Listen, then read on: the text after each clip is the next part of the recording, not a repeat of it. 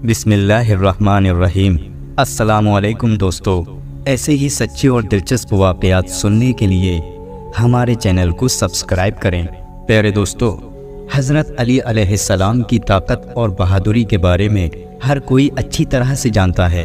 इस्लामी तारीख़ में मौला अली अलैहिस्सलाम की बहादुरी और ताकत के बेशुमार वाक़यात मौजूद हैं।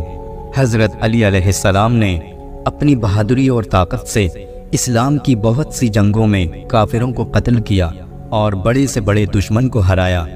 प्यारे दोस्तों, मौला अली की ताकत का अंदाज़ा आप इस बात से लगा सकते हैं कि जंग बदर में मुसलमानों ने 70 काफिरों का कत्ल किया, जिनमें 35 काफिरों को सब ने मिल के कत्ल किया और बाकी के 35 काफिरों को मौला अली अलैहिस्सलाम ने अकेले ही जहन्नम वासिल किया।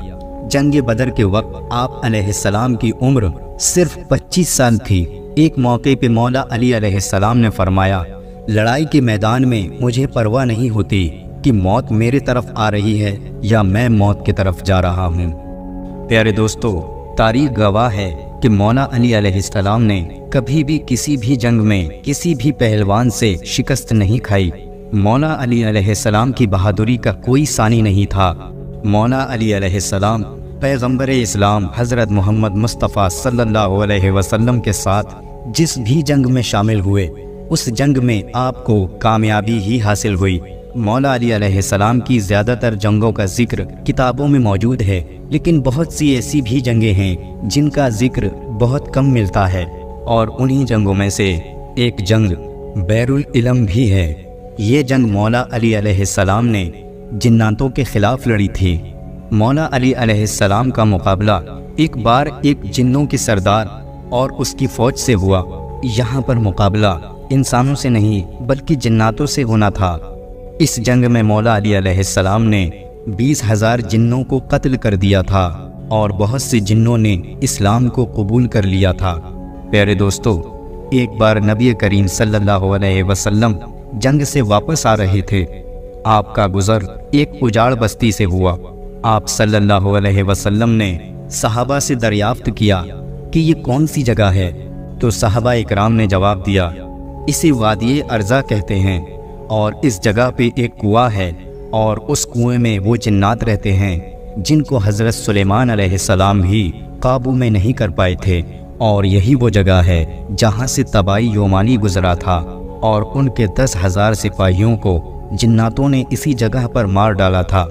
ये सुनकर आप सल्लल्लाहु अलैहि वसल्लम ने फरमाया, तो ये वो जगह है जहाँ पर ख़तरनाक जिन्नात रहते हैं, और अगर ऐसा है तो यहीं पर रुक जाओ।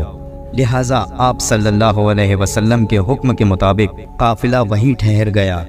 इसके बाद आप सल्लल्लाहु अलैहि वसल्लम ने सहाबा इकराम से फरमाया कि आप में से 10 लोग जाएं और उस कुएं से पानी निकाल कर लाएं। लिहाजा आप सल्लल्लाहु अलैहि वसल्लम के हुक्म की तामीर करते हुए 10 सहाबा उठे और पानी निकालने के लिए उस कुएं की तरफ बढ़ने लगे। जैसे ही सहाबा उस कुएं के पास पहुँचे, वैसे ही एक खौफनाक जिन उस कुएं से बाहर निकला, और बाहर आते ही उसने एक ज़ोरदार हुंकार भरी जिससे सारे जंगल में आग लग गई। ऐसा खौफनाक मंजर देखकर तमाम सहाबी पीछे हटने लगे, लेकिन अबुल आस सहाबी थे, वो पीछे हटने को तैयार नहीं थे और वो आगे बढ़ने लगे, और थोड़ी देर में ही वो शहीद हो गए। इसी बीच हज़रत जिब्रील अलैहिस्सलाम नाजिल हुए। उन्होंने आप सल्लल्लाहु अलैहि वसल्लम से फरमाया, ऐ अल्लाह के नबी सल्लल्लाहु अलैहि वसल्लम, किसी और को भेजने की बजाय आप अली इब्न तालिब को भेजें। ये सुनकर आप सल्लल्लाहु अलैहि वसल्लम ने इमाम अली अलैहिस्सलाम को जाने का हुक्म दिया। लिहाजा मौला अली अलैहिस्सलाम आप सल्लल्लाहु अलैहि वसल्लम का हुक्म पाते ही उस कुएं की जानिब रवाना हो गए। इसके बाद आप सल्लल्लाहु अलैहि वसल्लम ने अपने हाथ मुबारक बुलंद किए और अल्लाह ताला से दुआ फरमाने लगे, ऐ मेरे अल्लाह, हर बार की तरह इस बार भी अली को कामयाबी अता फरमा। इसके बाद जैसे ही मौला अली अलैहिस्सलाम उस कुएं के पास पहुँचे, फिर वही खौफनाक जिन बाहर आया और हुंकार भरने लगा। ये देखकर शेर खुदा मौला अली अलैहिस्सलाम ने फरमाया कि मैं अली इब्न तालिब हूँ, मेरा अमल जिन्नातों को काबू में करना है। ये सुनकर उस जिन ने मौला अली अलैहिस्सलाम पर ایک زوردار حملہ کیا، لیکن آپ نے اس کا وار اپنے اوپر نہیں ہونے دیا اور اپنی ذوالفقار سے اس جن کو 2 ٹکڑوں میں تقسیم کر دیا۔ اس کے بعد اس کنویں سے آگ کے گولے نکلنے لگے اور ایک زبردست شور اٹھنا شروع ہو گیا۔ پھر دیکھتے ہی دیکھتے اس کنویں سے خوفناک اور خطرناک چہرے نمودار ہونے لگے۔ یہ دیکھتے ہی مولا علی علیہ السلام نے چند آیتیں پڑھیں، جس سے وہ آگ بجھنے لگی اور وہ دھواں بھی آہستہ آہستہ ہوا میں بدلنے لگا۔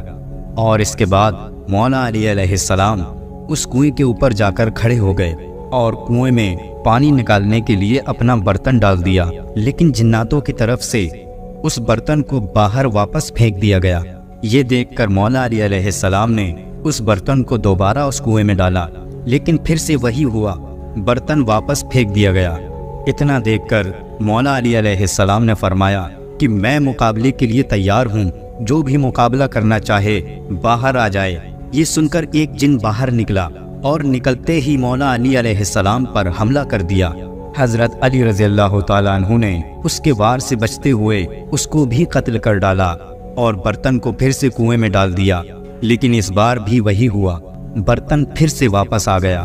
اس طرح مولا علی علیہ السلام نے برتن کو 3 بار کنویں میں ڈالا اور تینوں بار جناتوں نے اس برتن کو باہر پھینک دیا۔ آخر کار حضرت علی علیہ السلام نے صحابہ سے کہا کہ میں اپنی کمر میں رسی باندھ دیتا ہوں اور کنویں کے اندر اترتا ہوں، اور تم لوگ اس رسی کو پکڑے رہنا۔ چنانچہ آپ علیہ السلام کے حکم پر صحابہ نے اس رسی کو پکڑ لیا اور مولا علی علیہ السلام اس کنویں کے اندر اتر گئے، لیکن وہ رسی ٹوٹ گئی اور حضرت علی رضی اللہ تعالیٰ عنہ اس کنویں میں جا گرے، اور اس کے بعد کنویں سے چیخنے چلانے کی آواز آنے لگی، اور پھر تھوڑی دیر کے بعد کنویں سے یہ صدا آنے لگی، یا علی علیہ السلام ہم کو پناہ دو۔ یہ سن کر حضرت علی رضی اللہ تعالیٰ عنہ نے فرمایا کہ اگر تم سب اپنی جان کی امانت چاہتے ہو، اپنی خیر چاہتے ہو، تو کلمہ پڑھ لو اور مسلمان ہو جاؤ اور امن حاصل کرو۔ یہ سن کر جنات کلمہ پڑھنے کے لیے راضی ہو گئے۔ مولا علی علیہ السلام نے سب کو کلمہ پڑھایا اور وہ سب کے سب مسلمان ہو گئے، اور مولا علی علیہ السلام نے ان تمام جنوں کو کنویں سے باہر نکالا، اور پھر مولا علی علیہ السلام نے اسلام قبول کرنے والی جناتوں میں سے ایک جن کو ان کا سردار بنا دیا، جس کا نام جعفر جن تھا۔ پیارے دوستو، تاریخ میں ملتا ہے کہ مولا علی علیہ السلام کے لخت جگر حضرت حسین رضی اللہ تعالیٰ عنہ نے جب یہ آواز بلند کی کہ کوئی ہے مدد کرنے والا، تو کربلا کے میدان میں فرشتوں کے ساتھ جنات بھی آئے تھے۔ ان جناتوں کا سردار یہی جعفر جن تھا، جو اپنے پورے لشکر کے ساتھ وہاں پہنچا تھا۔ وہ حضرت امام حسین رضی اللہ تعالیٰ عنہ سے کہنے لگا، یا مولا، اگر آپ اجازت دیں تو ابھی ان سارے دشمنوں کو ختم کر دوں۔ لیکن حضرت امام حسین رضی اللہ تعالیٰ عنہ نے جعفر جن کو ایسا کرنے سے منع کر دیا۔ پیارے دوستو، مولا علی علیہ السلام کے گھر میں اکثر فاقے ہوتے تھے، 3 دنوں تک لگاتار روزے رکھتے تھے اور پھر پانی سے افطار کر کے اللہ تعالیٰ کا شکر ادا کرتے تھے۔ لیکن اس کے باوجود بھی آپ علیہ السلام کو اللہ تعالیٰ نے اتنی طاقت عطا فرمائی تھی کہ سن کر حیرانی ہوتی ہے۔ جنگ احد اور جنگ بدر کے بعد اللہ کی کرم سے مسلمان بہت مضبوط ہو گئے تھے، اور وہیں دوسری طرف کفار کمزور پڑنے لگے تھے۔ اس لیے کفار چاہتے تھے کہ مسلمانوں کا نام و نشان مٹا دیا جائے، مسلمانوں کے وجود کو ختم کر دیا جائے۔ اس لیے ابو سفیان اور عرب کے بڑے بڑے بہادروں نے آپس میں صلح کر لی۔ انہی بہادروں میں عرب کا ایک بہت بڑا بہادر پہلوان جس کا نام عمرو بن مرحب تھا، وہ بھی ان میں شامل ہو گیا۔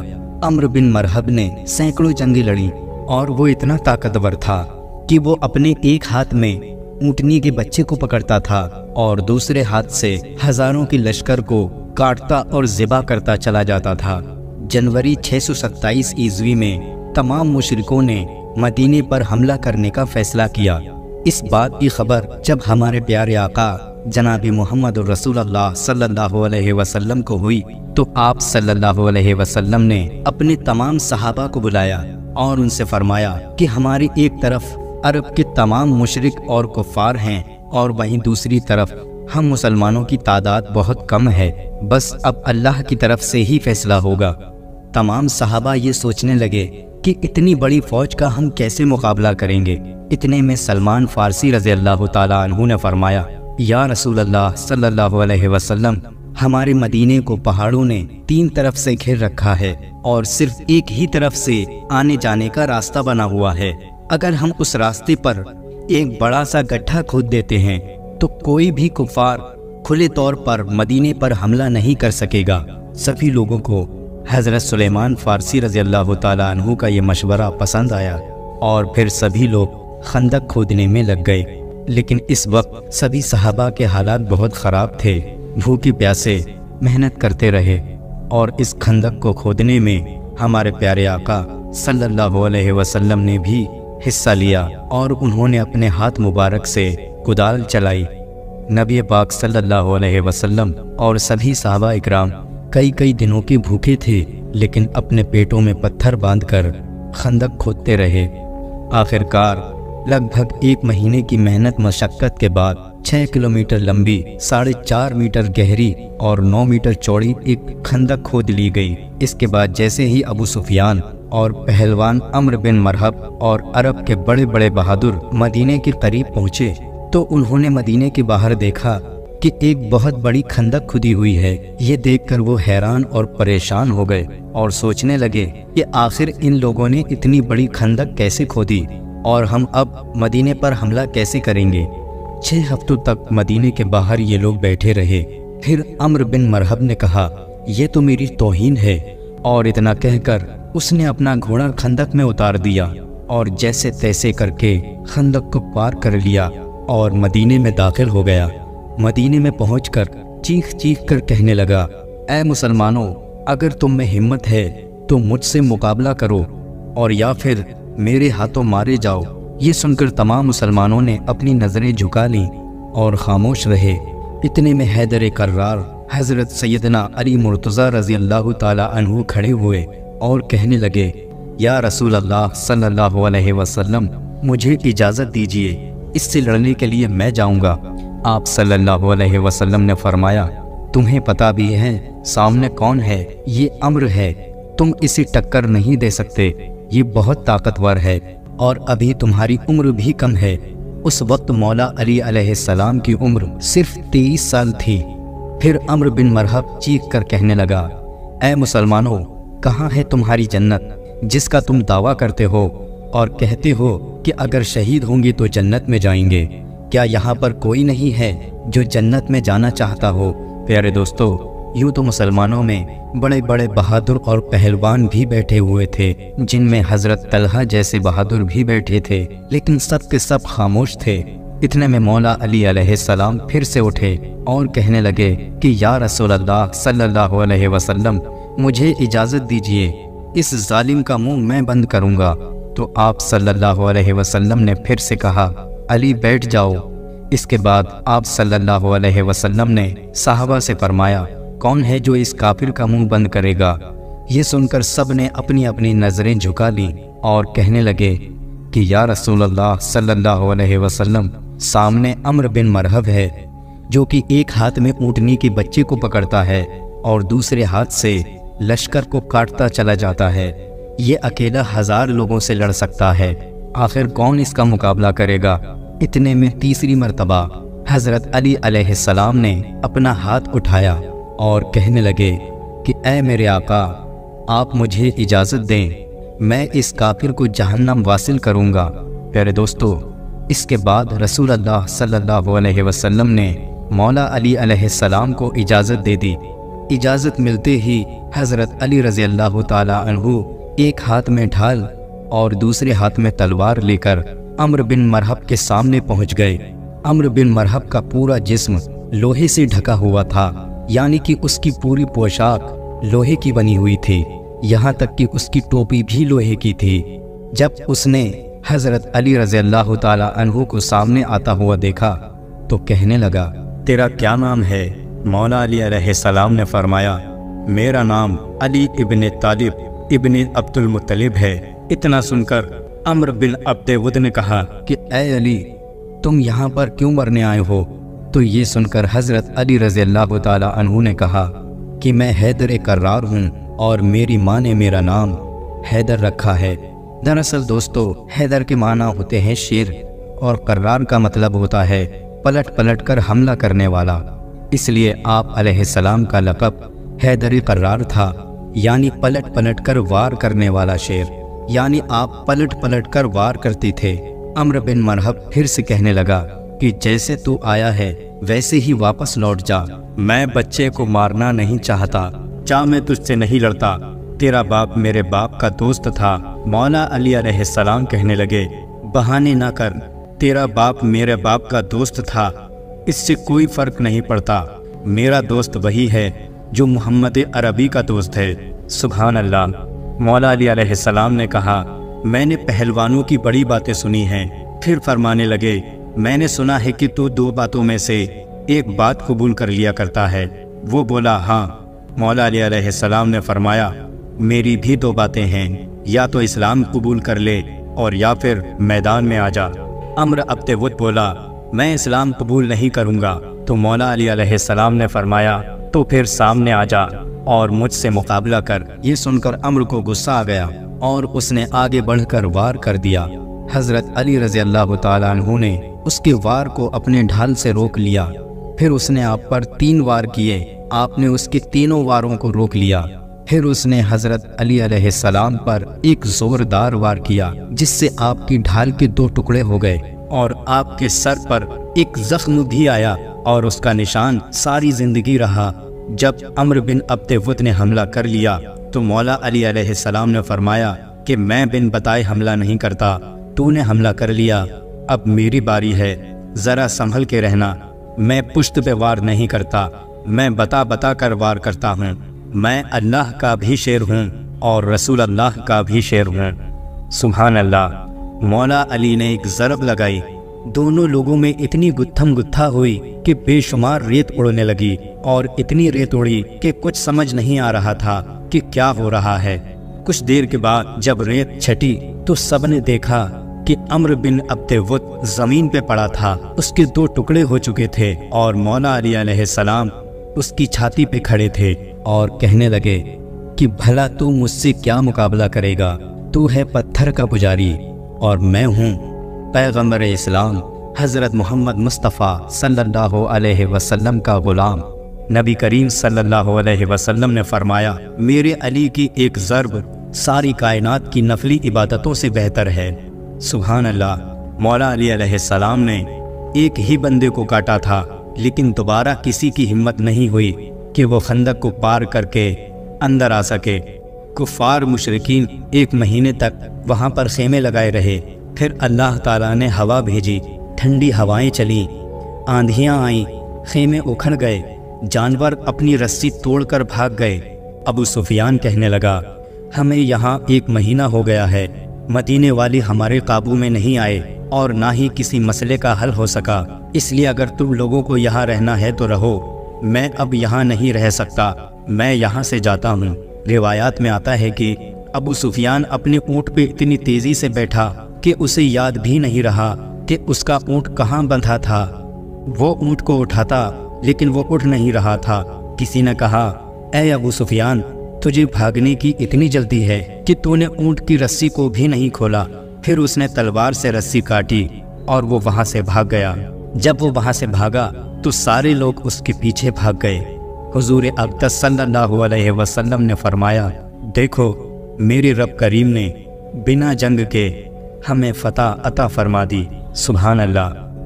پیارے دوستو، مولا علی علیہ السلام کی بہادری کا ایک اور واقعہ روایات میں ملتا ہے۔ نبی کریم صلی اللہ علیہ وسلم اپنے کچھ صحابہ اکرام کے ساتھ یہودیوں کے بڑے قلعے پر پہنچے۔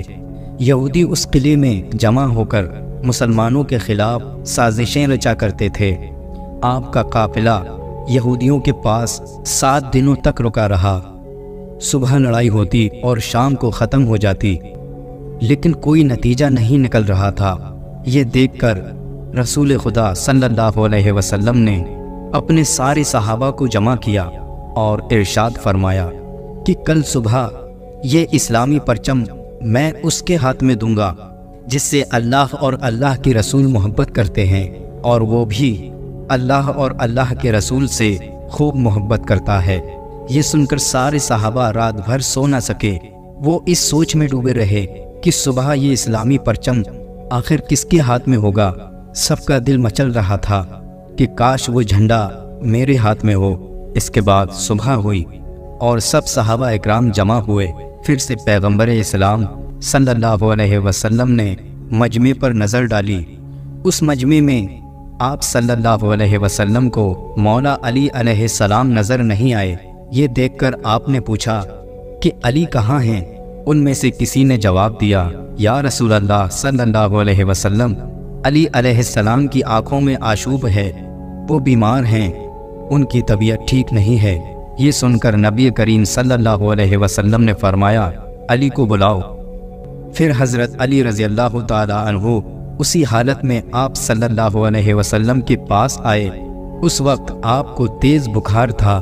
یہ دیکھ کر اللہ کے نبی صلی اللہ علیہ وسلم نے اپنا لعاب دہن آپ کی آنکھوں پر لگایا اور پھر اسلامی پرچم حضرت علی علیہ السلام کے ہاتھوں میں تھما دیا اور فرمایا، اے علی، اللہ تمہارے ہاتھ فتح رکھے۔